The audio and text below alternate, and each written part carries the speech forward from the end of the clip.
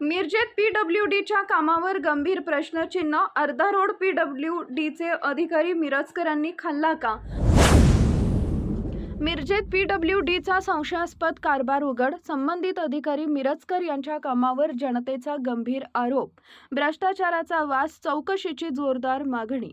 मिरज शहरातील सार्वजनिक बांधकाम विभागामार्फत करण्यात आलेल्या रस्ते कामात मोठ्या प्रमाणात अनियमितता झाल्याचे धक्कादायक चित्र समोर आले आहे. या प्रकरणात संबंधित अधिकारी मिरजकर यांच्या कामकाजावर जनतेतून गंभीर संशय व्यक्त करण्यात येत असून नागरिकांनी उघडपणे भ्रष्टाचाराचा आरोप केलाय.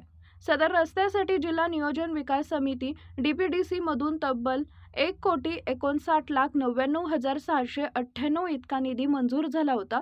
मात्र प्रत्यक्षात रस्ता पाहता तो मंजूर आराखड्याच्या तुलनेत अरुंद व निकृष्ट दर्जाचा करण्यात आल्याचं स्पष्ट दिसतंय. चारचाकी वाहन गेले की संपूर्ण रस्ता बंद होतो. ही परिस्थिती केवळ गैरसोयीची नाही तर जीवघेणी ठरत आहे. नागरिकांचा थेट प्रश्न, मंजूर निधी गेला कुठे आणि प्रत्यक्षात काम इतकं कमी का?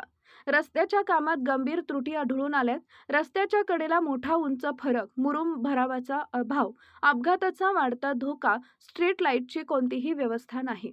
या सर्व बाबींमुळे प्रशासनाच्या कामकाजावर संशय अधिक गडद होतोय. शहरात संतप्त चर्चा. हा विकास आहे की निधीचा गैरवापर? पीडब्ल्यूडीचा रस्ता की टक्केवारीचा खेळ? माननीय आमदार डॉक्टर सुरेश भाऊ खाडे पालकमंत्री असताना हजारो करोडो रुपयांचा निधी त्यांनी आणला आणि मिरजकर साहेबांनीच त्या निधीचा वाटप केला. पीडब्ल्यूडीच्या अधिकाऱ्यांनी टक्केवारीची भूमिका जी नेमली त्यामध्ये अनियमित काम झाल्याचं यांच्या पुराव्यानिशी जनतेसमोर पंचनामा मांडणार. नागरिकांनी स्पष्ट भूमिका घेतली आहे की या प्रकरणात मोठ्या प्रमाणात आर्थिक अनियमितता झाली असल्याचा संशय असून त्याची सखोल चौकशी झालीच पाहिजे.